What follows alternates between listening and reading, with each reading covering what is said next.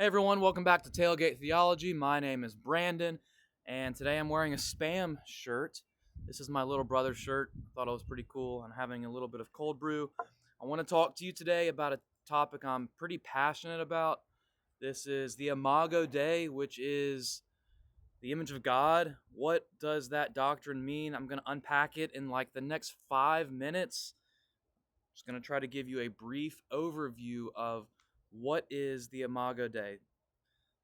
There's a lot of Bible verses that you can go to, but one of the primary verses you would want to turn to is Genesis chapter 1, verses 26 through 31, I think it is.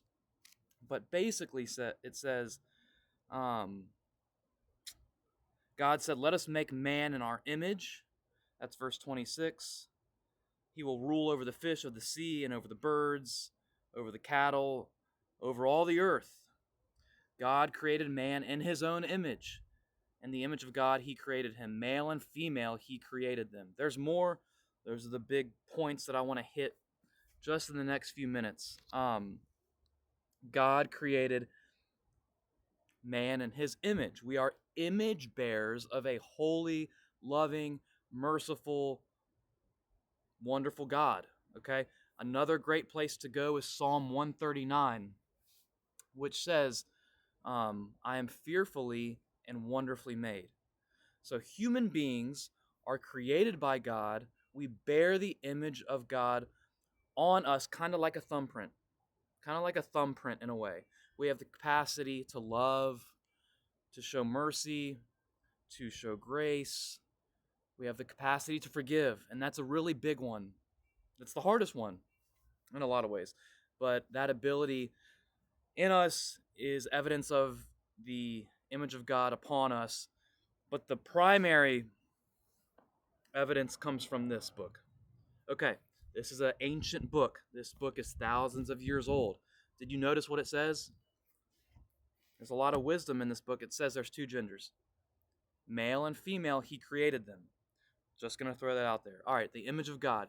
We are created in the image of God. Number one, we will always be created beings. Did you know that? Okay, there's wonky theology out there that'll say otherwise. Mormonism is one. Christians believe that we are created beings and that we will always be created beings, even when Christ comes and makes a new heavens and a new earth, and I can put my arm around him. Even when that happens, we are still creatures.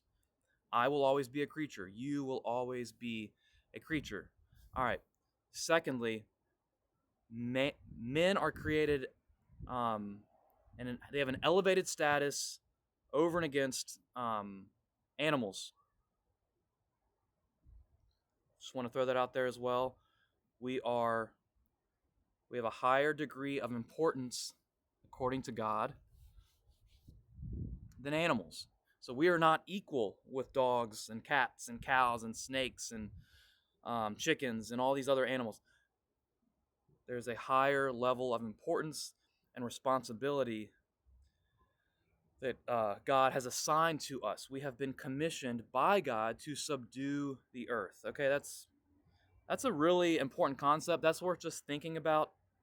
That's the image of God on us. We have responsibility as human beings.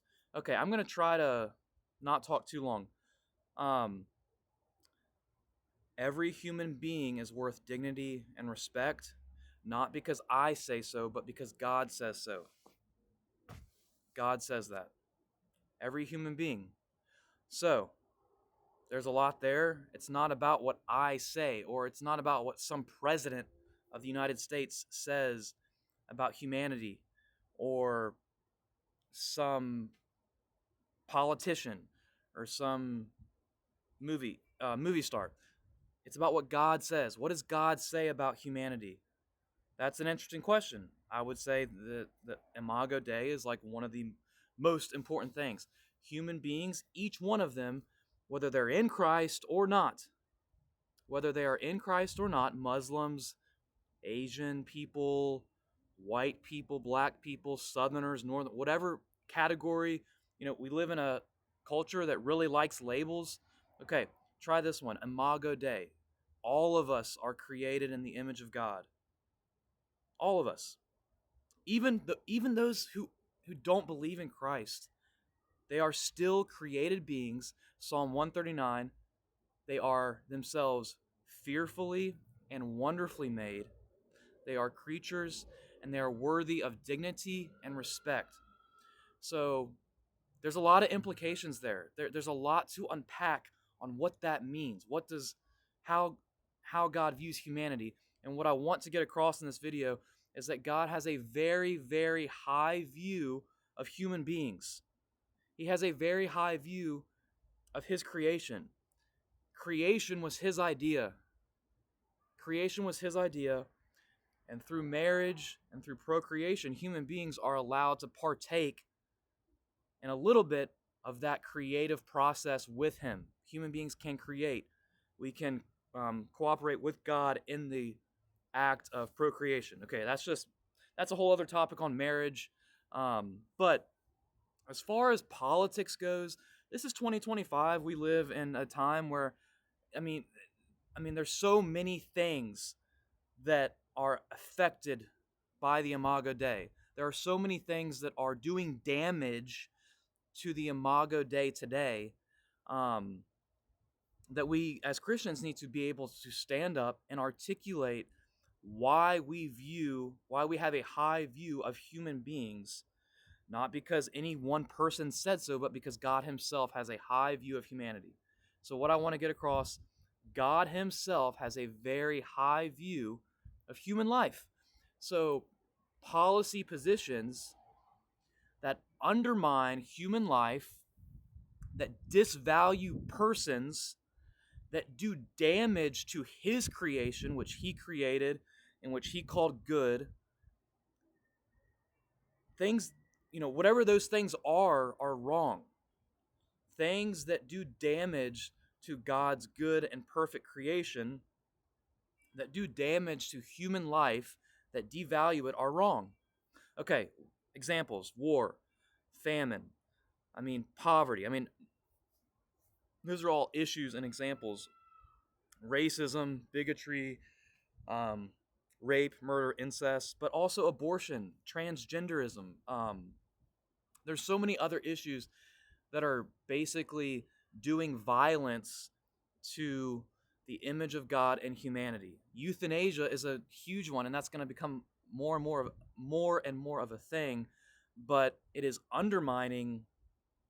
Um, Basically, it's undermining the image of God on humanity because it's cheapening life, and that's the same. That's the same thing with abortion. It's making human life, human persons. It's treating them in a very, very cheap way, and that's offensive to God. Okay, I'm at 8 minutes. I didn't mean to go this long. The image of God is a beautiful doctrine. There's a lot to talk about. I want to talk to you about this more. If you have questions, comments, concerns, also, I'm open to being challenged. If you want to debate these ideas, I'd love to talk to you. Hit me up. Again, these videos are for my friends and family. I hope that they've been helpful. The last thing I'll say is to own your theology. Know what you believe and why you believe it. Mike Winger is one of my heroes, and he's inspired me to speak out more about Christian beliefs, and Imago Dei is a really important one. All right, this has been Tailgate Theology. Hope you all have a great day. Happy New Year.